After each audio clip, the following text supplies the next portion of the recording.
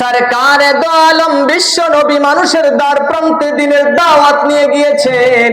হঠাৎ একদিন বাইতুল্লাহর সামনে মসজিদে হারামের চত্বরের ভেতরে নবী আমার মানুষদেরকে সুন্দর সুন্দর উপদেশ দিচ্ছিলেন।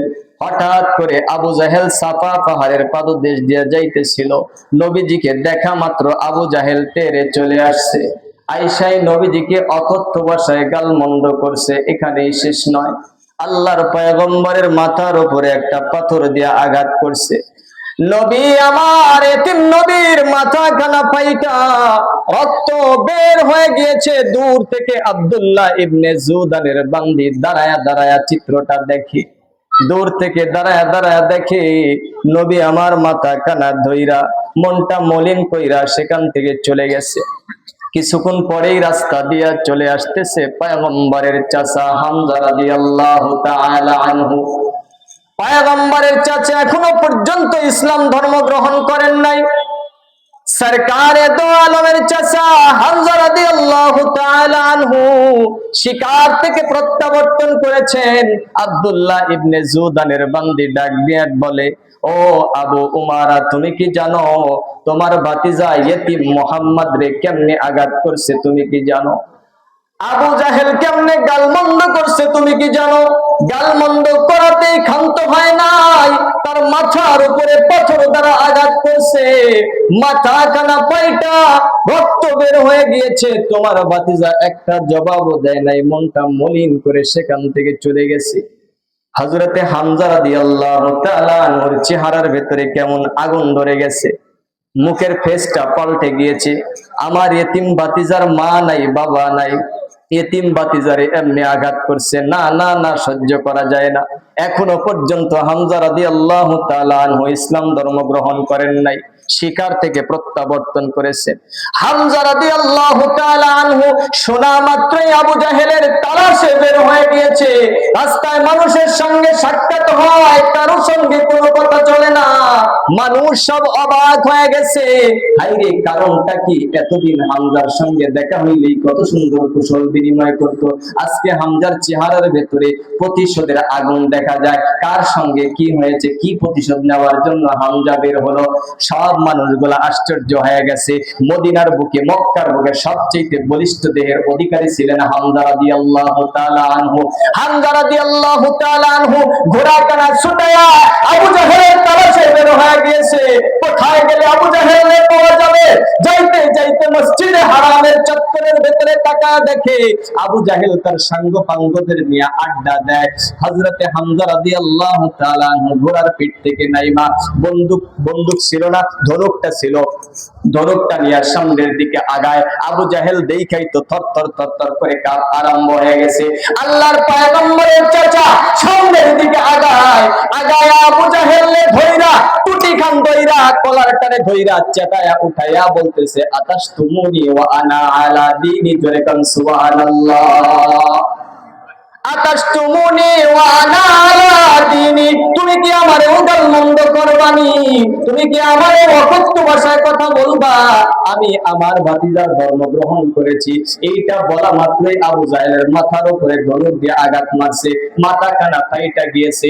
বনু মখজুম গোত্রের মানুষগুলা বসা, আবু জাহেলের সঙ্গ পাঙ্গ বসা, কেউর সামনে আগায়া সাহস পায় না, জানে কে ধরছে আবু জাহেল রে। মক্কার সবচেয়ে বলিষ্ঠ নওজোয়ান ধরছে, সামনে আগানোর মতো পাওয়ার নাই। সব মানুষগুলা হতভম্ব হয়ে গেছে। হামজা রাদিয়াল্লাহু তাআলা আনহু বলে, আতাশতুমুনি ওয়া আনা আলা দীনি, তুমি কি আমারে গালমন্দ করবা? আমি আমার ভাতিজার দ্বীনটাকে গ্রহণ করেছি। আকুলু মা ইয়াকুল, আমি সেইটাই বলি যেটা আমার ভাতিজা বলছে। সুবহানাল্লাহ বলে। আমি তো এটাই বলি আমার ভাতিজা যা বলছে।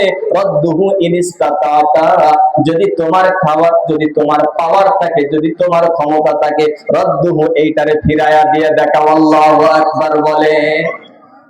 বলে যদি তোমার ক্ষমতা থাকে, এই যে আঘাতটা করলাম, এই আঘাতের প্রতি উত্তর দিয়ে দেখাও, দেখি তোমার কেমন পাওয়ার, দেখি তুমি কেমন লিডার, তুমি এই আঘাতটা আমারে ফিরায়া দিয়ে দেখাও।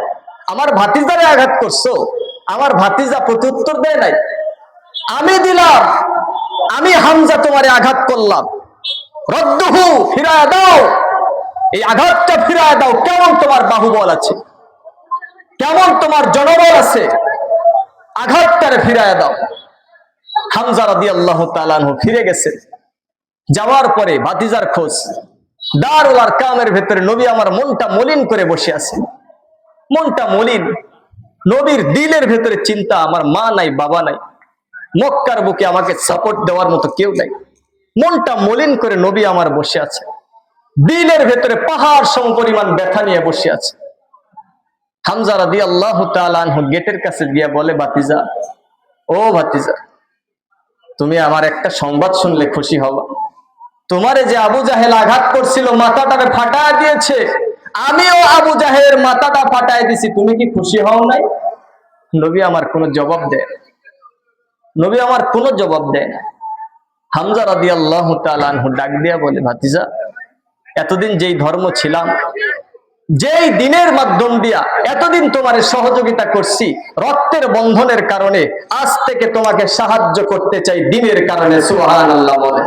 হামজা রাদিয়াল্লাহু তাআলা আনহু ডাক দিয়া বলে, ভাতিজা, দিন কালিমা পড়ায় আমার ইসলাম ধর্ম গ্রহণ করায় দাও। সুবহানাল্লাহ বলে।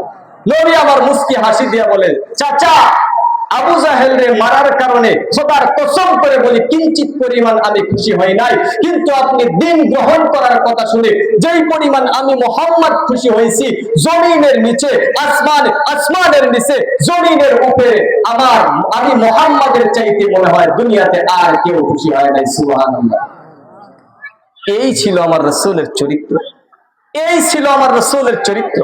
মক্কার মুশরিকরা উৎপেতে ছিল, কখন হামজাকে পাওয়া যায়, হামজাকে কখন পাওয়া যায়। হামজা রাদিয়াল্লাহু তাআলা আনহুকে উহুদ যুদ্ধের ভেতরে মর্মান্তিক ভাবে শাহাদাত করা হয়েছে, মর্মান্তিক ভাবে শাহাদাত করা হয়েছে।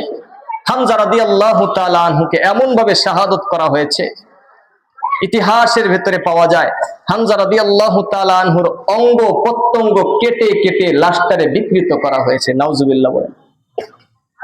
কলিজা বের করে চিবানো হয়েছে, এমন মর্মান্তিক ভাবে তিনাকে হত্যা করা হয়েছে, শাহাদাত করা হয়েছে। নবীজি সাল্লাল্লাহু আলাইহি ওয়াসাল্লাম, আল্লাহর নবীকে যখন জানানো হলো, নবীজি সাল্লাল্লাহু আলাইহি ওয়াসাল্লাম নবীর চাচার লাশটা দেখার পরে মর্মান্তিক হয়ে গেলেন, হৃদয়টা কেঁপে উঠলো। আল্লাহর তাআলার কাছে দোয়া করলেন, আমার চাচাকে আল্লাহ তাআলা সাইয়্যিদুশ শুহাদা বানায় দাও। সুবহানাল্লাহ।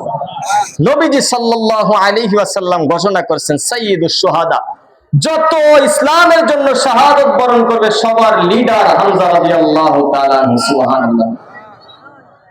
নবীজি সাল্লাল্লাহু আলাইহি ওয়াসাল্লাম ওই সময় একটা কসম করেছিলেন যে, আল্লাহ, আমার চাচাকে যেমনি ভাবে হত্যা করা হয়েছে, যেমন ভাবে শহীদ করা হয়েছে, আল্লাহ তাআলা তুমি যদি কোনোদিন ইসলামের ঝান্ডা উঁচু করার তৌফিক দাও, তাহলে কসম করলাম আল্লাহে, এই একটা লাশের কারণে, এই একটা শহীদের কারণে মুশরিকদের এমন শহীদ করা হবে, মুশরিকদের এমন ভাবে হত্যা করা হবে, ইতিপূর্বে কোন আরব রাজ্য আর কোনোদিন দেখে নাই। সঙ্গে সঙ্গে আল্লাহ তাআলা আয়াত নাযিল করলেন, ওয়া ইন আকাবতুম ফাআকিবু বিমিসলি মা উকিবতুম বিহি ওয়া লা ইন সাবারতুম লাহুয়া খায়রুল লিস-সাবিরিন।